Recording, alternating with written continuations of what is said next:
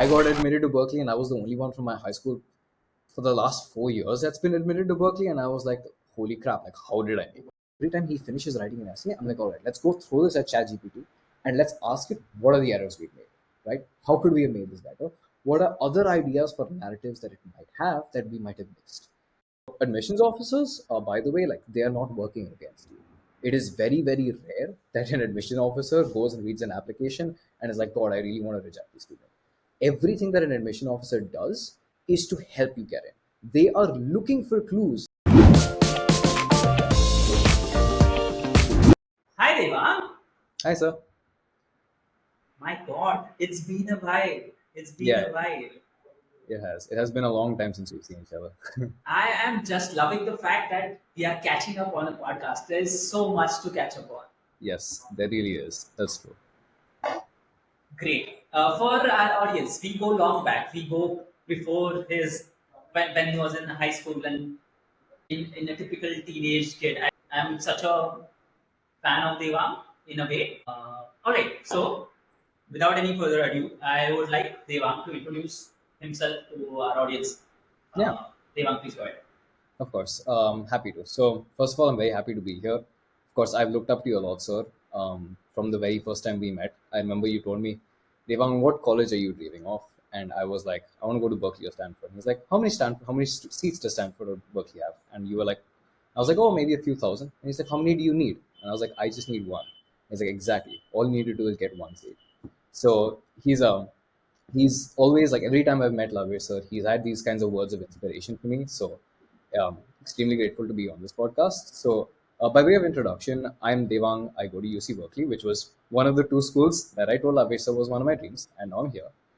I just graduated a month ago. I had a wonderful 4 years at Berkeley. I studied computer science, and while I was studying computer science at Berkeley, I also spent a lot of time dabbling around in the humanities. I did a lot of research for the top labs at Berkeley, and I also ended up doing a ton of internships at like some of the best startups and large tech companies at the Bay Area. Like, I had offers from, you can think of, like Apple, Google, Facebook, Amazon, pretty much every large tech company that there is. Yeah, that's pretty much who I am. I will very soon, in like just a month or so, be starting as a sort of early-ish engineer at an AI coding startup that's based in the Bay Area. We recently raised about $227 million. So yeah, super stoked to be here. Great. Now, Devang, I'll rather get into specifics. How Yes. come a student from DPS Sharjah, a typical Desi kid, got Hmm. into UC Berkeley? Yeah. Please delve as deep as possible into that. Let our students and the parents understand this entire journey. How have you evolved into where you are today? Of course. I mean, definitely, I think I had a lot of very fortunate steps along the way.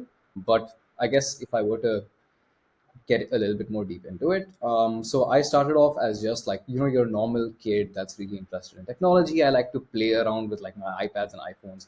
I used to disassemble electronics so at home all the time. I liked watching Apple's WWDC podcast. I was like super inspired by Silicon Valley. I was like, wow, like, I need to be here. I want to work in AI. I want to work on these things that everyone else here is working.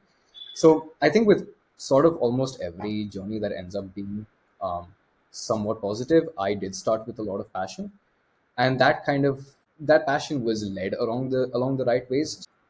I was very fortunate. My father was like, Devang, like, if you really want to do something big, you can go to the US, like go spend your undergrad in the US or maybe your masters. Either of those two are fine. And so I started with deciding that I wanted to go to the US in the middle of 11th grade. Now, up until the middle of 11th grade, I was just doing IIT JEE preparation. I was sitting in like one of those big coaching centers in the UAE. I was grinding out trigonometry exams from JEE Advanced, not doing very well in them at all. But that was the path I was going down. And then suddenly, when my dad made me this offer, I was like, yes, like, that's where I want to be. Like Apple's headquarters are right there. I visited Apple HQ in 2016 with my family, and so ever since then, I was like, oh, I want to be here, right? And so I started to prepare for the US applications. And so one thing is, when you take your passion and start to actually follow it on the side, even as a little bit of a hobby, which for me, sometimes I would take on small coding projects. I would learn a programming language here and there. Or I, for some reason, had an interest in photography and how cameras work. I started taking that on as a hobby as well. All of those hobbies, like all those passions that I'd been pursuing on the side because I enjoyed what I did and I was looking forward to technology, I think those became really handy for the US application. It became very clear that I was interested in innovation. I was very interested in research, and that US application, that oh, we need a profile, was just a little boost for me to go and do the things that I love even more. And so the next 2 years or so, I spent basically just preparing for that US application. So I learned even more programming languages. I did Andrew Ng's like a machine learning course on Coursera or edX, wherever it is. I did like a couple of like I reached out to like an uncle's uncle who was sitting in the US, and I was like, hi, like I want to do a research project. Like, do you know something I can do? And he's like, here's an idea. And I took that idea. I did a lot of research on it. I built the code. I looked into the systems. I looked into research papers that were published by Facebook. Like I just really went deep into that one systems idea, and I turned it into a research paper. That was really good for my applications as well. And I got a letter of recommendation from him. And he's a principal engineer at McAfee. He's starting his own security startup now, so that carried a lot of weight too. So all of that helped. I also like at that time, like I was a very fat boy and I was slowly becoming slim, and I used to run. And I started to get really good at running, long distance running, that is. So I used to run 10 kilometers, 21 kilometers in like 45 minutes or like 2 hours, both respectively. That was very, very good time for the UAE. And so, technically speaking, in all the races that I ran, I was the fastest person in the entire country under 18. So, like again, all of these were just like side hobbies. Like, I guess what I'm trying to get at is already had a few things going for me in my life. I was already a person with passions, with interests, with hobbies. And when the US application kicked in, all it did was allow me to amplify all of my hobbies and amplify who I am as a person, not just as a student. And so I took that running thing more seriously. I started breaking my own records. I was the fastest under 18, as I mentioned, in the UAE. I took my CS hobbies and I turned them into real actionable things that I can talk about in my application. I started doing a bunch of innovation related stuff at school. I enjoyed talking a lot. I was a very vocal person. And my dad's like, why don't you just go and do some public speaking, Devang? And so I started doing MUN. I won a lot of awards at my Toastmasters Club. So really, I just took the few lines that I was already working on and I just amplified them. So that's kind of on the activity side of things, so it's not like nobody can do the US application. You need to be in an international school to do it. Like anyone can do it. All it takes is you as a person are likely, if you are motivated to actually go to US, you're already likely doing a few things that really inspire you or really you're really excited about. Really all you have to do is amplify them. And then the second part, which is storytelling and academics. Academically, I was doing sort of okay in high school and middle school. Up until 10th, I had okay grades. 10th, 11th, 12th, I really stepped it up and I did pretty well on my SAT subject tests. I did pretty well on my APs. And of course, under Lavesh sir's guides, my SAT score went through the roof. I had never in my dreams thought I would get such a high score. Like when I saw the score, I literally started crying. But so I got a 1580 on the SAT.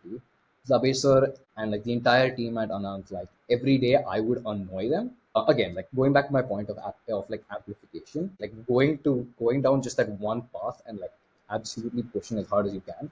So I realized that academics had to be one of my strong suits for, especially if you're applying for tech, if you're applying for CS or any STEM related field in the US, like you need to have very strong academics. So I went down the SAT route. I'm like, look, like CBSE, I'm like okay at, but like I think I need to be really, really good at SAT. Labesh sir and the Ananth team must have given me what 20 papers, 30 papers. I have no idea how many papers I did. I basically lost count. I used to walk into the office like every week and I would annoy the entire team. I'd be like, give me more papers, give me more feedback, give me more practice. And I would sit down with everyone and I was very deliberate about the way I practiced basically. And this is something that it wasn't something that I had innately. It was something I learned from Labesh sir.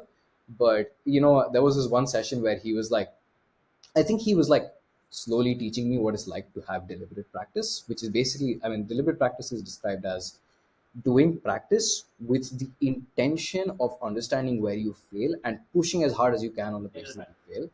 Yeah.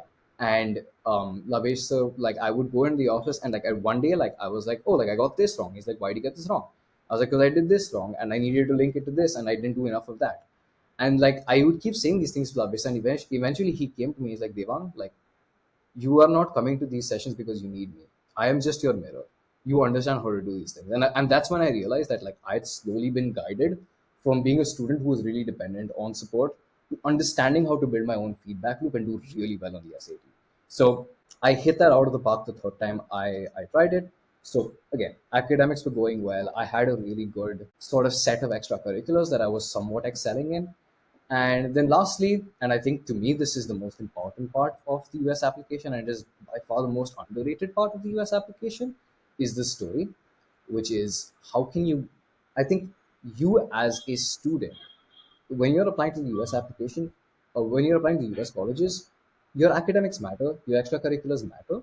But at the end of the day, when the application officer reads your application, they are looking for a story of why you are the best person in the world to be doing what you are about to set out to achieve. You need to give them a very good story. This is where I sort of like to deviate from the norm of, oh, like, you should just come as you are on the application. You should just like write whatever you've done and be very honest. Like, absolutely be honest, don't lie. That's a very bad idea. But I think storytelling goes a long way in both just doing your application, but also in life. I have learned this from my bosses at the previous jobs I've had. All you have to do is give a very strong, convincing argument, like using all of the pieces that you put together. Like, oh, why does running have to do with you becoming a computer scientist? I was like, no, because computer science requires you to have persistence and grit and determination to get the code working right. And for me, having that hour and a half of patience of just running against the wind is going to translate into me being a better computer scientist, or saying something about how photography and being able to look through the lens and behind the lens and understanding how editing photographs and understanding how these elements come together has a lot to do with how user experience works in software and how design works in software, or understanding how like the research methods that I learned when I was writing this paper of mine would help me advance towards. And at that time the story I'd said was I wanted to become a professor. So I talked about how like having those research methods, having that eye for asking good questions of the world and solving it with research and evidence would help me get better, get closer to my goal. So I tied this huge narrative around how I was someone who was really determined, had good grades, can take a creative view on the world because of my photography hobby. Tied it all together into why I think that's the application, the package for someone that wants to be the best professor in the world.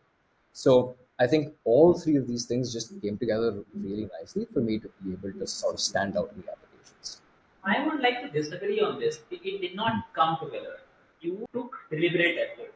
You slaughtered like an. Yeah. I cannot take that away from you. I've, I've seen you evolve those 6 months. It's nostalgic. I'm still remembering. I remember our office was not yet ready. Our new office, where in Barcelona starts, we're Yeah. setting things up, and we Yeah. had our sessions in a cafe just Yeah. because we wanted to make sure that your next mocks were not affected. So your doubt Exactly. clearing sessions happened over a cup of coffee. The way my angle has been probably as a mentor, it was all meant to be, Devang. We were just there to direct you probably in a right direction, which we thought right. And eventually you just picked those cubes in the best possible way and you kept on slogging, kept on hitting it again and again and again. And we absolutely cannot take that away from you. So it did not come together. You made it happen. All right. Without taking that away, I would like Yeah. you to elaborate in whatever way you understood things, right?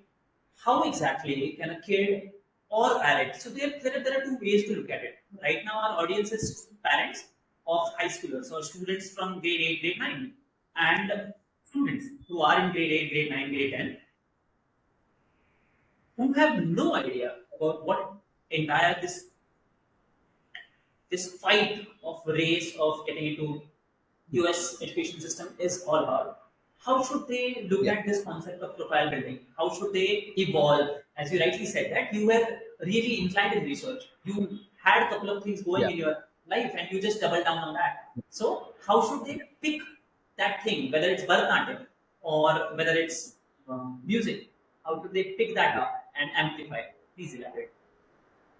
Yeah, of course. I think it's interesting because you can go both ways. I think there's one way which is you take activity that you're already doing and like which is what I did, and you just amplify it like crazy, and it eventually makes sense. There's this really good speech by Steve Jobs, his commencement speech at Stanford, and he says this really clever thing, which is you can never connect the dots forwards, you can only ever connect them backwards.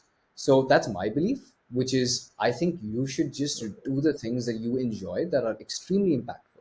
And it's something that you will excel in because at the end of the day, you can't make an argument saying, I used to run long distance. You cannot. But you can make an argument saying, I used to run long distance, I lost 20 kgs of weight, and I was the fastest under 18 in the UAE. That's the argument you're going to make. And the only way to get there is to have passion, right? To actually care about what you're doing. I think that's number one for activities that you're actually going to like. If you're going to spend huge amounts of time on an activity, you need to have some passion because when you actually delve like when you just dive deep into that activity when you feel for that activity, a lot of the Bhagavad Gita talks about this actually, about how you should like your work is basically worship, right? So when you actually feel for that activity, that's when I think you can actually connect the dots backwards and tell the story that you want to tell. For me, because I enjoyed everything that I did, all I had to do was amplify and I had to connect the dot backwards. But I understand that there's a lot of people that are like, for example, I'm mentoring a couple of people right now, my brother included, who are not exactly like this, right? I'm very blessed that I had these kinds of interests growing up, but some people realize these interests later. And for those people, yes, you do need to think very intentionally about, okay, do I want to do Bharatanatyam? Do I want to do a coding academy? Do I want to do an internship somewhere? And I think for that, again, I think a lot of it is how you present yourself. Sometimes it makes sense to just think of, okay, what is the lowest bar that I can cross to show something to the application officers that shows that I am unique, that I am impactful. So here you are kind of connecting the dots forwards, kind of not, because you are still looking at the community you're in, the resources that are available to you, and you're going to, at the end of the day, all the stories that you craft, all the narratives that you craft are around you and the resources that were available to you. So now it's a story of, all right, out of the resources that are available to me, what is it that makes me stand out? Because I can give you another example, right? Which is, so I had the choice between, okay, now I had public debate and I had my long distance running. I could spend a crap ton more time doing public debate, go to all the MUNs in the world, and maybe try doing better on that, or I could focus more on long distance running. Those are two options available to me. And I was like, look, if I do debate, there's 1,000 kids in this world who I can guarantee are much better than me at this. There are kids who've been doing this since they were in the sixth grade.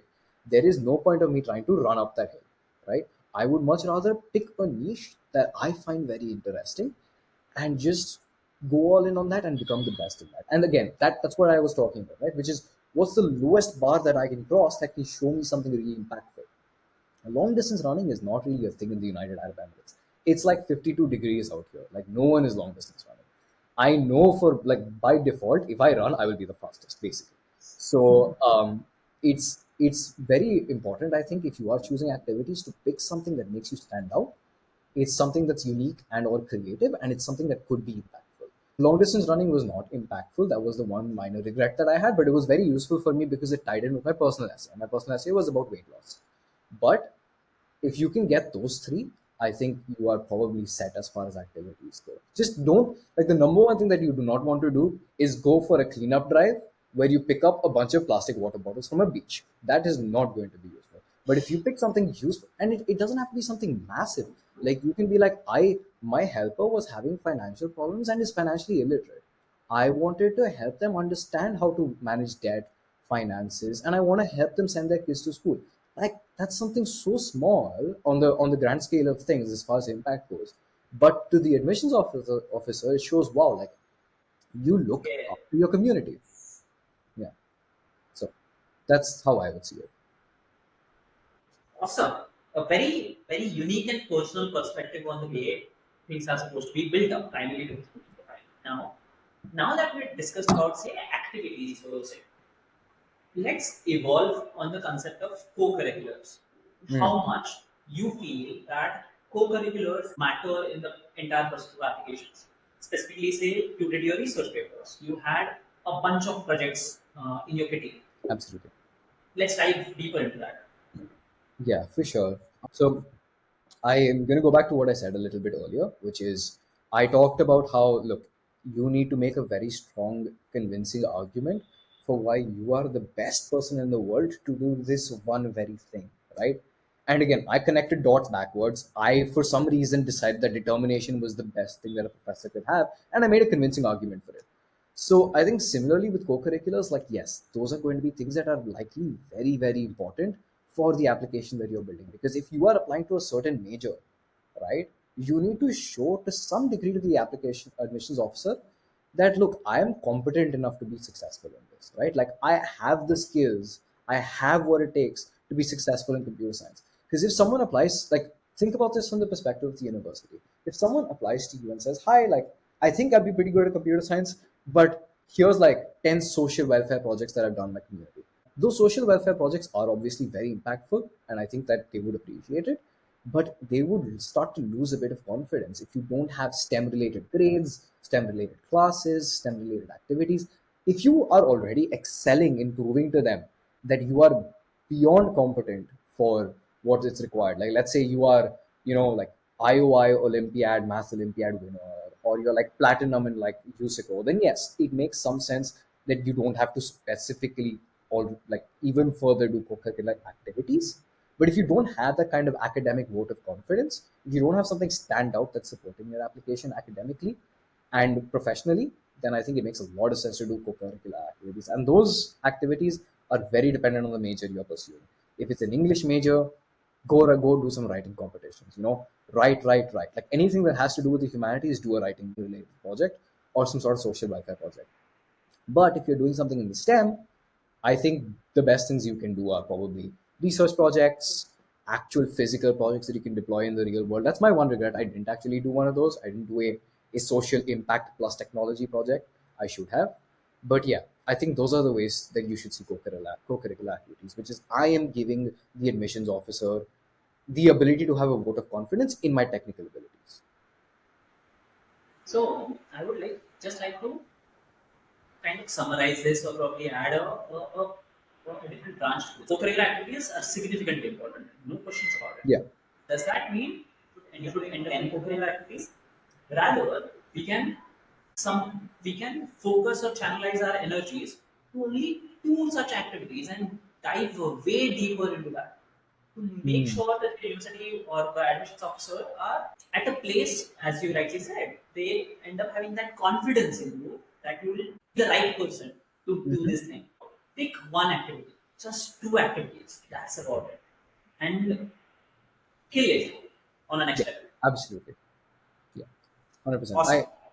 I 100% agree with you. Like, just to double down on that, actually, admissions officers, by the way, like, they are not working against you. It is very, very rare that an admission officer goes and reads an application and is like, God, I really want to reject this student. Everything that an admission officer does is to help you get in. They are looking for clues, they are looking for things because the way that the admissions committee works at these universities is individual readers go read, they grade 200, 300 applications. Two or three different readers grade the same application. Then they get together in a room, three of them talk about it, and then they are like, okay, here's why I think this person should get it. It is just a conversation. Someone is going to talk about it. They are going to make an argument for you. You need to give them substance for that argument. If someone comes and says, I'm mediocre at 15 different things, if I'm an admissions officer and I'm in that meeting, I cannot make any arguments for them. I'm like, "Oh, they're kind of okay at basketball, they're kind of okay at football, they're kind of okay at coding. I don't really know what to say, right? They're an okay application. I guess they could do well. But if someone comes in and they're like, holy crap, like this student built this project to save truck drivers in Kanpur because they used to keep crashing into each other using these LiDAR sensors and stuff, and it's like working. And I have some evidence for it, right? Like if I have something like that on my application, like people can be like, wow, like that's just like it's just one activity. Sometimes it's just one or two activities that really stand out that put your application together. A lot of students, because like I also had this misconception, I saw 10 blanks on the common application, like 10 different activity slots, and I was like, crap, I should really fill all of them up.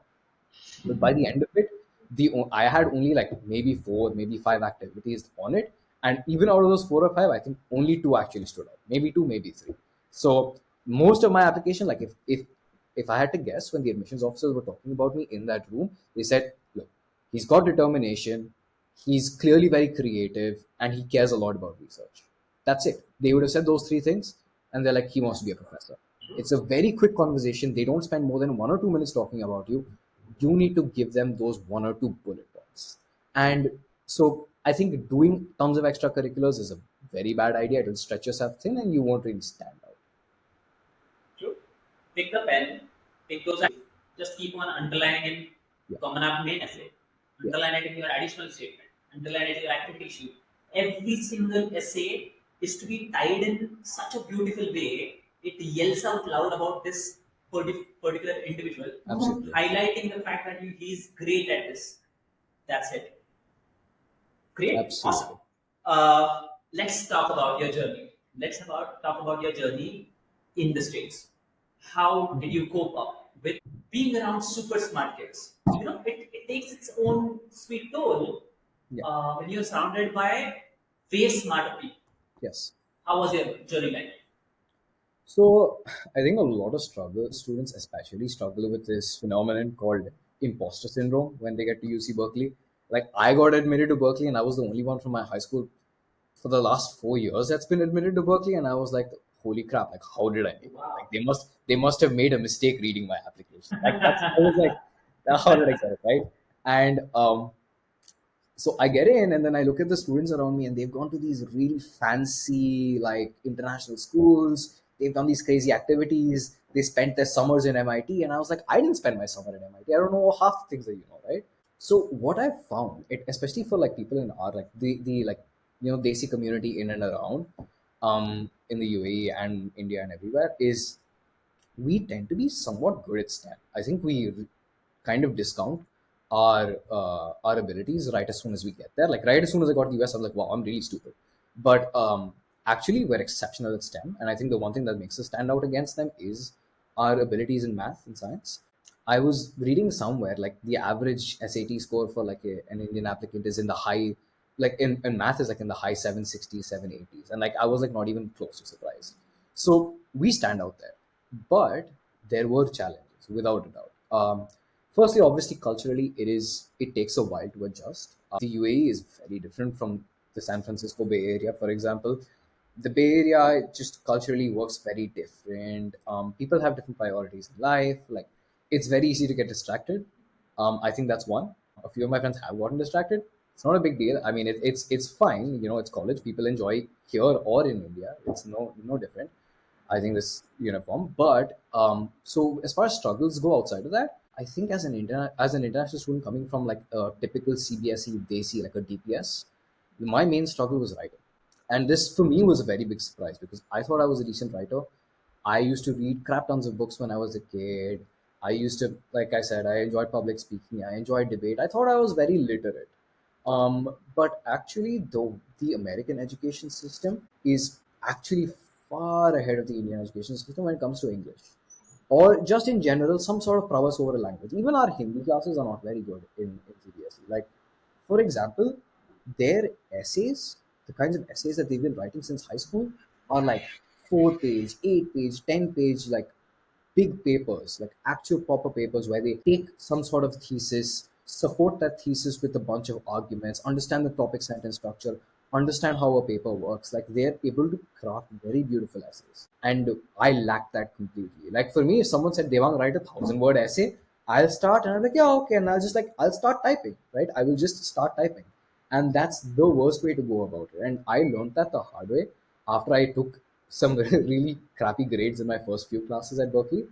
And I eventually coped up by understanding the method of writing, basically, understanding the method of how an essay is structured, how to make an argument, how to substantiate it. With regards to that, I would say if you're someone that's like an international student that's just gotten into a US university and you're kind of not very confident in your writing, or even if you are and you've never written a 1,000 page essay before, a 1,000 word essay before, like please go and do it. There are tons and tons of online writing materials available. Purdue University has some fantastic ones. Yale has incredible writing classes online. Like, take them, practice, write, Find someone to review your essays online. Like there's a lot of websites that let you do that. You can just look it up. Get really good at writing, get really good at expressing yourself in word. I think that was the one and only thing, honestly, that I struggled with at Berkeley. STEM, I was fine. People in America are not as hardworking as us, very bluntly put. But with English, I think, yes, it's good to really get in a bunch of practice while you're here. Um, the way I look at it, Hmm. with respect to the writing process specifically, we are good at writing. It is just we have never been exposed to the whole arena of the system of writing, Exactly. the structure Yes. of doing it, True. researching way before that, having the proper schema ready before you start. As you rightly said, you pick Yeah. up your laptop and you start typing. Yeah. We don't have a schema, right? Yeah. It's just a matter of couple of hours of decent amount of religious prep training for that, and Yeah. totally. Please elaborate on the yes, please. But No, I would agree with that. It is definitely a lot of systems, but I also think a lot of it is, I think we are we aren't very used to the idea of crafting a long narrative. I think we don't have a lot of practice with that because for me in CBSE, we had this part of the English paper, everyone knows this, it's section B. There we like write a poster or write a notice or write an email, and it would be 500 words of writing, and that was the end of our writing abilities. Like no one ever tested us past that, and I think because of that, because we don't have that long form of writing, we didn't really have very much practice with crafting a very good narrative. Yeah. yes, you're absolutely right about it. Devang, can you elaborate about what kind of students you were surrounded yourself with? Can you give us some instances, some anecdotes on how different the entire education system was at Berkeley, how challenging it was for you to survive, or how exciting it was for you to be surrounded by these people? Of course. I like to think that one of the only things that I think that separates someone that goes to UC Berkeley or has gotten into UC Berkeley or has graduated from UC Berkeley versus someone that went to a slightly lesser well-known university is confidence. I don't think that there is a very big difference in people's abilities. I don't think that the people here are much smarter. They are smart, no doubt about it. But a lot of it just comes down to they have the ego, they have the I'm gonna get this done spirit, they have an unshakable amount of confidence, and I think that's what's led them to succeed their entire life. Because I think there's this thing about Confucius, which is the first war is won within oneself. And I think that many of us tend to lose that first war. I think for us, like Desi people, I think we have a very humble culture. We don't like, we're always like, don't brag about things, don't like be flamboyant, like do work, do good work, and do it in silence. And I think that still stands true. I think that we should do that. But we tend to sometimes destroy our own confidence as a result. I think if if I had to really pin it down to one thing, it's that students in the US are, or students who end up at these top universities, which is extremely confident in themselves. We're all still very stupid, like no doubt about it. Like my roommates and I, the kinds of dumb things we've done that we've got when we're on trips, God only knows how we've done that. So like you listen to some of our conversations, you're like, how do these guys get into Berkeley, right? So we're highly stupid. But I don't think there's a very big difference in caliber. People come in with exceptional sounding applications, and this goes back to what I said, right? People are very good at selling themselves, whether it be on the application or even in real life. They come up with these fantastic statements of like, I went to MIT this summer, I went to LaunchX, I built this like project, and someone at MIT liked it, and I did this like big deep learning course. There's nothing in there. There's actually nothing in there. Like everyone just sat down and they spent some time doing something. They are not differently able from anyone else that I have met from my school that didn't get into any of these universities. In fact, I would go as far as to say I'm not even in the top 100 kids that graduated from DPS Sharjah, intelligence wise. I'm not. But I think a lot of it just came down to I want this, I'm going to get it, and that later on resulted in I have a little bit of confidence. Because if you yourself are going to be like, shit, yeah, like Berkeley sounds amazing, like the people that go there are so smart, you've heard all these amazing stories, and it all comes down to stories of these people who've been to Berkeley, you yourself are like, I'm not going to make it, it's fine, why bother trying, right? But if you let yourself have that opportunity, if you like tell yourself, you know what, I'm gonna try and I know I can make it because everyone that is like me, because trust me, like they are, you will probably make it. It is just a mindset thing. Outside of that, they just tell really good stories. As I mentioned before, everyone's very good at crafting narratives. Everyone crafted narratives to get into UC Berkeley. It's the one skill that unites everyone in Berkeley, which is very, very good storytellers. And outside of that, they're somewhat smart, but not really all that smart. I still remember a very interesting conversation I had in your first semester, and I'm just going to take the liberty of talking about that here.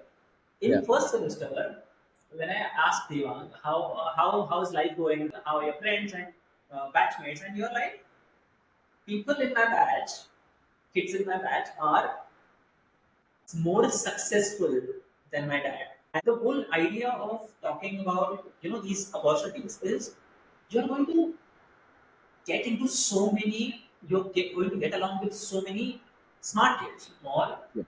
great storytellers, as you rightly mentioned. Yes. The idea is you have no idea how many opportunities are right there knocking your door. Yes. True. All that you have to do is being persistent about it, right? Absolutely. Yeah. Great. Devang, what would you, when you mentioned about we need to work on writing, we need to, students need to understand how long essays are here. How would you rate the application of AI into that as you Mm. are in this field? How would Yeah. you rate, because 2 days ago we had a podcast on AI from a senior guy who graduated from University of Munich, and he was like, "Isn't this the best time to be a student, where your teacher, your guru, your mentor is right next to you, 24/7? You can uh, Absolutely. please give us your thoughts." Yeah, for sure. I mean, it's exciting. I think it's one of the most exciting things that's gonna happen this decade, maybe even this century. There's a reason that I want to work at an AI startup after I graduate. I think it's the future. Now, as far as the thesis of how it aligns with humans and where I think it finds a place in our lives, my understanding and the companies that I'm going to be working at, our understanding in general, the name of the company is Augment, and the reason is because we don't think AI is going to replace humans. We think it's just going to augment them.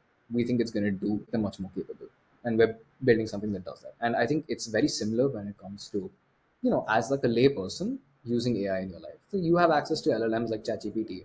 ChatGPT's free tier keeps getting better day and day. Everyone can use GPT 4.0 now, and I think as a normal person who is just a student, I think the best thing you can do is not ask it to write your essays for you. That is a very bad idea. It does not know who you are. It lacks context on who you are. Sounds artificial when it says things. It's very preachy. Like it's bad. It's really bad at writing essays. But it's extremely good at helping you write your essay. And I think those are two radically different tasks. When you ask it to just write an essay, it'll go and it'll do something and it'll just think that it's right. There is no feedback loop attached. But what makes these AI systems so intelligent, the thing that makes artificial intelligence intelligence, is the fact that it is open to taking feedback and working on it. And so when you and an extremely knowledgeable piece of artificial intelligence work with each other and give each other critical feedback, and this kind of goes back to some degree to what I said about deliberate practice. When you both are really pushing on each other, you can do something incredible. And so I think a lot of this, like writing, for example, you can get much better at when you're using GPT. So I'm like, for example, nowadays I've been helping my younger brother with his applications and his essays because he's in an international school now. And so he writes these long essays all day. And we sit down, and every time he finishes writing an essay, I'm like, all right, let's go through this at ChatGPT and let's ask it, what are the errors we've made, right? How could we have made this better? What are other ideas for narratives that it might have that we might have missed, right? What are the authorial choices that we missed?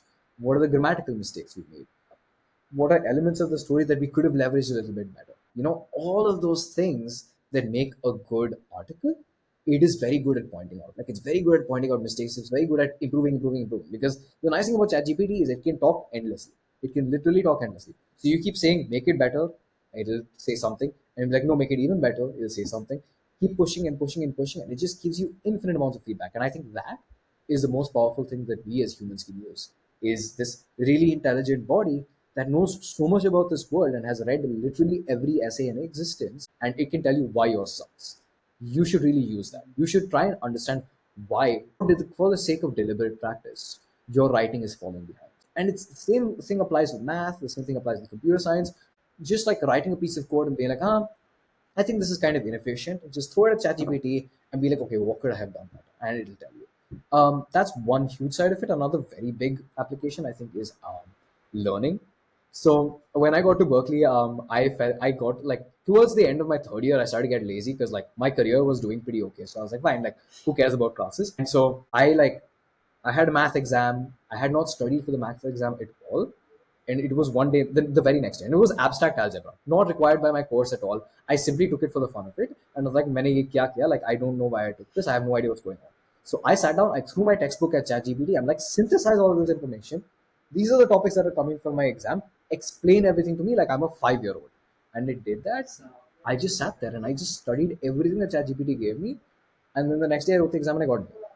So it's extremely good at teaching you things. It's extremely good at giving you feedback. I think those are the two things that you as a student should really leverage it for.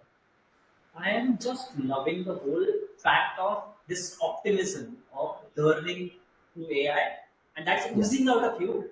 I so much. That's one of the biggest takeaways from this podcast, specifically for parents as well as students. yeah, Give students access to AI. Let 100%. them leverage it. 100%. Agreed. Very strongly agreed. I don't think like it is only good for teaching. Minus the fact that some students might cheat, but it's very obvious when you cheat, so I don't recommend it. But outside of that, yeah, it's very good for teaching. Very, very good.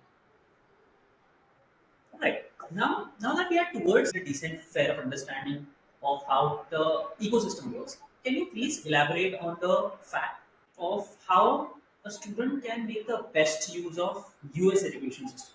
Mm, Now, when I'm saying that, what I am asking you a couple of questions. A, how can a student unorthodoxly get in touch with the professors or admissions office beforehand? How can a student exploit the fact that you can graduate early? How can a student utilize the whole aspect of working there in terms of on-campus jobs, in terms of trying to figure out getting internships and things like that? Can yes. you please give Yeah, I have. So I have a lot to say about the US because I've taken a lot of time. I mean, I had offers from all countries, right? Like Canada, UK, US, India. We thought very carefully about the US decision because it is a lot of money to attend university in the US, like way more than we expected actually. But we really thought about it, and I still think about it still this day. So, firstly, the US. I just want to take a second to talk about it, right? I think it is the place to be for the next 5 to 10 years. I don't know after that what's going to happen in this country. I'm not extremely bullish, but it is definitely the place to be, and it is 100% worth the return on investment. If in the next 5 to 10 years, if you are applying to the US, I would say blindly do it. Especially if you're applying for STEM, if you're applying for computer science, it is a direct no-brainer.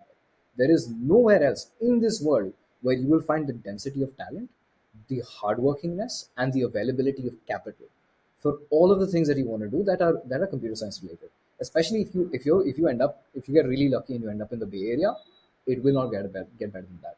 In my time at Berkeley, I have spoken to at least 3 or 4 billionaires, and two of them know me by name. So it is insane how much talent and capital access you have here at Berkeley, or in general with any US university. I know kids who have gone to like Arizona State University who are doing just as well as I am. Now, going back to what you said about unorthodox ways of communication, as I've already made my case for the US, I think it's the place to be. Culturally, people here are actually hardworking, at least in the places that they work. I think people here have a culture of innovation. They encourage businesses, they encourage startups, they do everything that they can to bring in innovation. There's a lot of drama that goes around immigration, for example. We can get to that at some other point, but point is like I think they're very good at being a talent aggregator. Now, once you're here, I think it is easy, especially when you're a student, to get your foot into the door into some incredible opportunities. So, for example, like I emailed Mark Cuban at some point. He's the billionaire who owns the Dallas Mavericks, and he used to be on Shark Tank and whatnot. that? Yeah, and I had an idea at some point, and I was like, you know what? Let me just send him an email. What could go wrong, right? This was actually advice given to me in my first year from one of my seniors, which is Devang, like you never underestimate the power of email. I learned that now. So I sent him an email, and I was like, hey, like I have this idea. What do you think about it? And I actually got a reply from him. He sent me like a 3 paragraph long reply. I think and he just like actually put serious time and thought into why the idea I gave him sucked. It was horrible, but he gave like some serious thought and time to it. And I was like, why did that work? And I think a lot of it just comes down to being extremely proactive. And this honestly isn't something that just applies to, oh, I come to the US or I've come to India or I've come anywhere. Like I think this is worldwide, like I think people underestimate the ability, they underestimate the utility of like communication, networking, and being really, really proactive. I would, so I, for example, like I mentioned, I sent these emails. In these emails, I would craft narratives again. I've gotten like really used to the idea of crafting narratives. I'm like, hey, I'm a student who's a rising junior in computer science. I've done some crazy projects that are computer science related. I've worked on these incredible labs. I just had this idea, right? And here's why I think the idea is useful. Here's why I think this matters to you. Here's why you might be interested, right? Like I think just taking that time to write that email and send it out to different people. And I've sent, I, I don't know, 200, 300 emails in a year, basically. Like I email everyone that I possibly can and just telling them, hey, like I have this idea, or hey, I'm really grateful for having met you. Going to networking events. That's another really big one. Campuses or cities or like any metropolitan area that has some critical mass of people, if you just make your way there and you find events where you can just go and meet new people, I strongly recommend that. Like I was again very blessed. I was in the Bay Area. There were tons and tons of startup events happening in and around. I've met Ivan Zhao, who's the founder of Notion. I've met the founder of Databricks. I've met like basically like half of Silicon Valley's big entrepreneurs. I met someone who was talking to me about how him and Steve Jobs were deciding to launch the App Store. It's if you really push yourself out there and if you like are like, hey, I'm looking to connect, I'm looking to meet people, even if you don't go to the best university in the world. I know people who are from like University of Minnesota, University of Arizona, that get flown out to the Bay Area because they show ambition, right? When you write these emails, when you write these narratives, when you tell people, hey, like I want to do this, I want to do that, especially when you're a student, it's insane how much like cultural benefit I think the word student has in America. Oh, I'm a student has helped me. Like I go to rent cars and I'm like, I'm a student. Can you please make it cheaper? And they negotiate. Like I'm a student is one of the most wonderful words you can use in America. And so when you go to really successful people and say, hi, I'm an ambitious computer science student who wants to build things, people love that. People love investing in people who are ambitious and are hardworking. And especially so when they get the ability to mentor them and the ability to let them succeed, they're like, yes, like I'm very happy to help you. Like Mark Cuban wouldn't waste his time talking to someone if they didn't feel like they had a chance to succeed.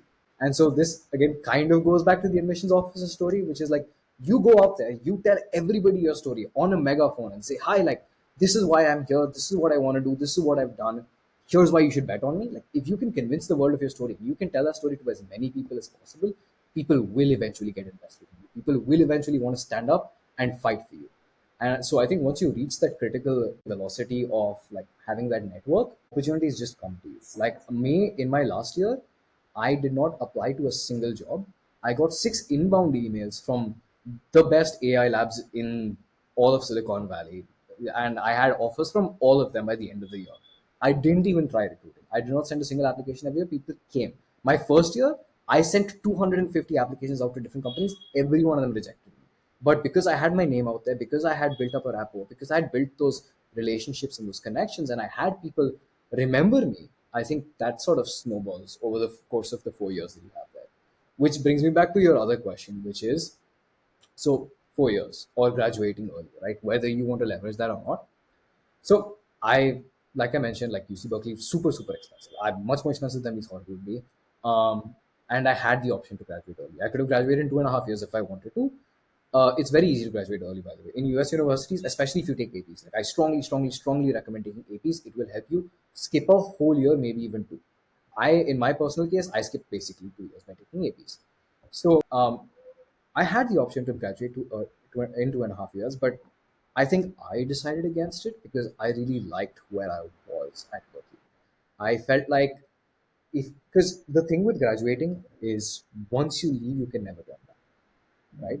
Once you're out of the university environment, there is no going back. And yes, there is an argument to be made in terms of opportunity cost. Like, yes, because I didn't graduate early, my opportunity cost was in the hundreds of thousands of dollars, right? I could have been earning that year, I could have been saving that year, I wouldn't have paid tuition, blah, blah, blah, blah, blah. Hundreds of benefits, right? So opportunity cost was very high, but I think you cannot quantify certain things. Because to me, university, especially like for me, Berkeley, because I love Berkeley so much and because there is just so much, as you mentioned, right? Like opportunity is knocking on your door all the time.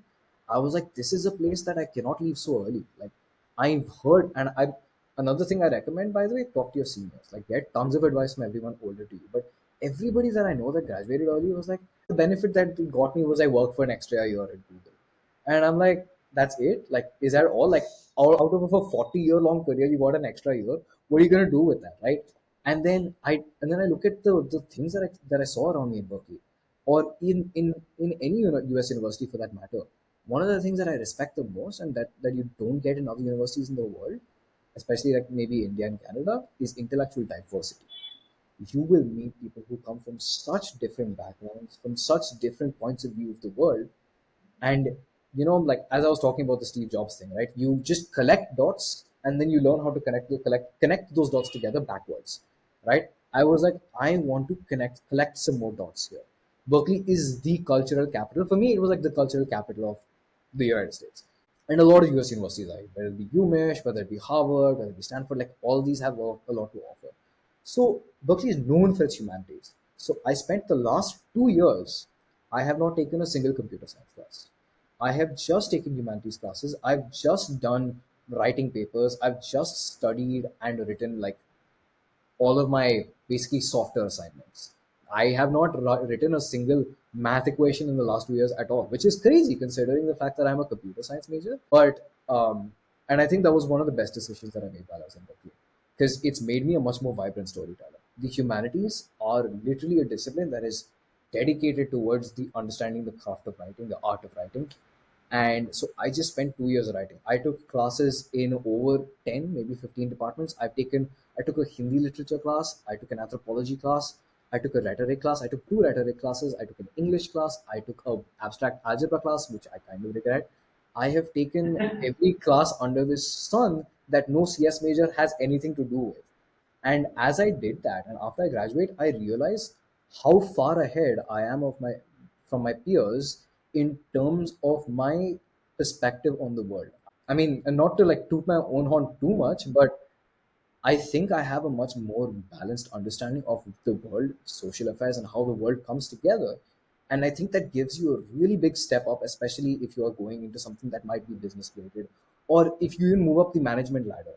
Understanding how people work, what motivates them, how do you make someone happy, how do you build a relationship, how do you convince someone. Everything that I've just mentioned is an extremely soft skill, and I think it's something you can develop in humanities that. And I think it just makes you a much more interesting person. Like me, I can, if you and I were to start have a conversation about like philosophy, about Kant, about Descartes, like I can speak for hours.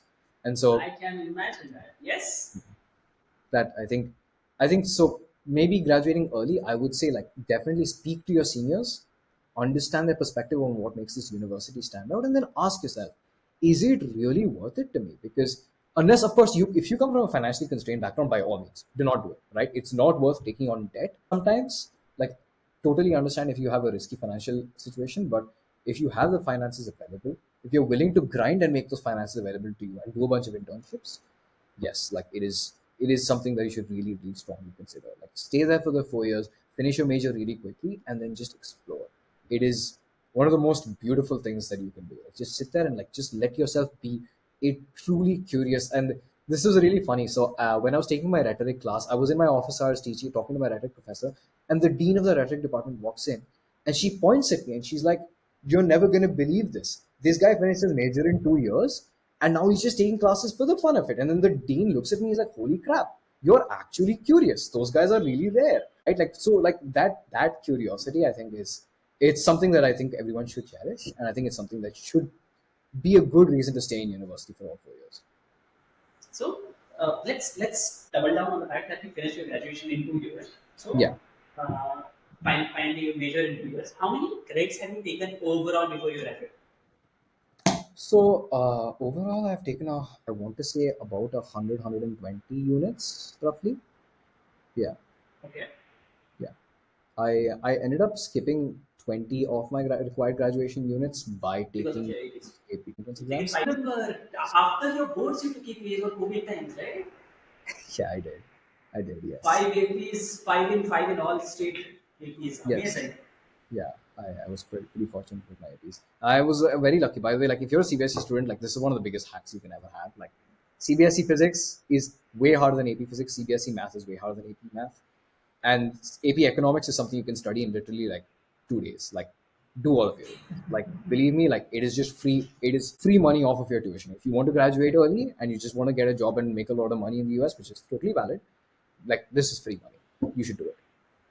Absolutely. I'm a huge propagator of AV. It Yeah, has benefited so many of my students. yeah, Uh, and most, most importantly, you're coming from a basic level, CBSE level. You let the university know that I'm ambitious. You let the university know that I'm good at the fundamental very true. aspect you're expecting me to study there. Right? Very true. So, awesome. Dhira, please could you touch on the aspect of working while studying on campus jobs? How tricky is that to get internships, say for that matter? Oh yeah, yeah. So on-campus jobs and internships are a very lucrative way to get a huge discount on your tuition. Basically, like my net cost of attending UC Berkeley came down by 30%, 40%, just because of the earnings that I had during my internships and my on-campus jobs. So that helps a lot for sure. So there's many ways. Again, a lot of it comes down to networking, which was something that I have elaborated on before. Networking, sending emails, getting people interested in you, getting the word out there. I think that's very important. Another is I spent a decent bit of my time, and I think you will see this very often. Top or like even tier two universities, like people care a lot about internships. Like every one of your peers is like competing. Or like the metric of success year on year for every student at UC Berkeley was, where am I interning? Am I working at an Apple, Google, Amazon? Am I working at Citadel Securities? Am I working at Jane Street? Right? Like everyone was like, oh, what's that hot new internship that I could do? So thankfully, there's a lot of push. You will eventually end up getting dragged into there. It's fantastic. It's super financially rewarding. Each internship, like if you were to work at a big tech company, like let's say Google, Amazon, Meta, whatever it is, you will end up getting paid on the order of $35,000 every summer, basically, that you spend there. And if you get lucky and you get like a part-time internship even when you're studying, like you can just keep raking in the money. Like in theory, if you're a hustler and you really, really want to get out bad and you want to make sure you get all of your money back, in theory, I think it is possible for you to graduate with having spent $0 in your education. It's very difficult, I will say Wow. that, but it is possible. Especially, and this, okay, I will say this applies mostly to CS. Other fields, it is possible. It's a little bit more tricky, but it is possible. I had an on-campus job. I had an on-campus job for 2 years basically. So I was a teaching assistant in my third year for UC Berkeley's database systems course, and then I was a teaching assistant in my fourth year. I was head teaching assistant in my fourth year for that same course. The pay scales are enormous for TA. If you go to private universities, ARA jobs are exceptionally well paying. You will, like in my case, my fourth year, because I was TAing, I paid nothing in tuition. Like I had complete tuition off basically. Fourth year I paid nothing in tuition. Third year I had basically 50% off effectively, including my salary and my stipend. So extremely remunerative, especially in the US. This is not so true in places like you in the like places in the UK. It is in Canada. Canadian like Waterloo students, for example, they end up coming down into the Bay Area and they do internships here and they do exceptionally well. But yeah, in the US, this is like extremely positive. Like, you will make a lot of money doing this. And again, all of it just comes down to outreach, like being proactive with your professors. And this is one of the things that I think is very underrated at colleges is office hours. Spend a lot of time in office hours with your professors. Like professors are extremely well connected, probably extremely rich. Four of my professors are billionaires. And like will be willing to hire you if you show them some degree of ambition, some degree of curiosity. Again, convince them, give them a narrative, right? Why would they want to bet on you? If you do spend a lot of time with professors, one, you learn a lot also. Like they're very, very experienced people. They've spent their entire career watching people like you grow and mature and turn into something massive. Especially if they're at a successful university, these professors, their students would have been CEOs of the biggest Fortune 500 companies. I know this, like my professors, especially, like they were exceptionally well connected. And so I think spend time with them. They will have the best advice in the world for you. Like when they give you advice, take it all the way to your heart. This is the most qualified person in the world to be giving you any kind of career or personal advice. So yeah, that's pretty much it. On campus and internship jobs are fantastic. Strongly recommend them. Make a lot of money. Get great experience because I now, having spent 3 summers doing internships, know exactly what I want out of my career. I know exactly what steps are required. I know at least 100 people in the industry that are willing to reach out, like willing to mentor me, willing to like give me a recommendation. having that good rapport going into industry before I have even graduated was a huge blessing. So yeah, strong recommend. I am just loving the whole aspect. Right beginning of this conversation, I spoke about how mature this conversation is shaping up. Uh, I'm so enjoying. I know for a fact that it's a blessing for a decent amount of high schoolers who are listening to this podcast right now. Three huge takeaways: being bullishly confident about yourself for Yes. obvious reasons, and for that to happen, being proactive and networking. Yes. Keep on knocking the doors as much as you can Absolutely. without shying away. I really feel the way I'm actually getting some comments as we are speaking right now. I think that there will certainly be a need of zooming into the entire aspect of networking and reaching out to students, and probably we'll have some another 15, 20, half an hour minutes, half an hour conversation specifically on the aspect of how to network, how to go out there, Yes. True. right? For our students, obviously we need to figure out how available you are. Very true. I should be. Yeah. Couple of things. Yeah. Congratulations on your graduation. Thank you. The entire Anantt team is proud of you. We are really, really happy. We are proud the way you I'm have shaped up, the way you are I'm shaping up. I mean, I owe a huge portion of credit, obviously, to you and the entire Anand team as well. I don't think I would have gotten into Berkeley without the 1580, honestly speaking.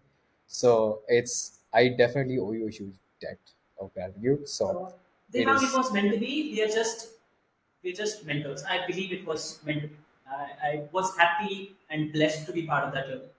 Uh, on behalf of the entire audience, I am thankful for this time. I am certainly, I know for a fact that there are a lot of good requests going to come up in the comment section. The questions will be there, and we'll take them as and when we get time. yeah. Thank you so much for your time, and wish you a very happy future. Thank you so much, sir. Again, you all made a bet on me and it worked out really well. So I'm extremely grateful. I hope I can carry this forward. I've been lucky so far. We will You, see how it goes. yes, you shall. Looking Yes. forward here. All the best wishes. Please take Thank care.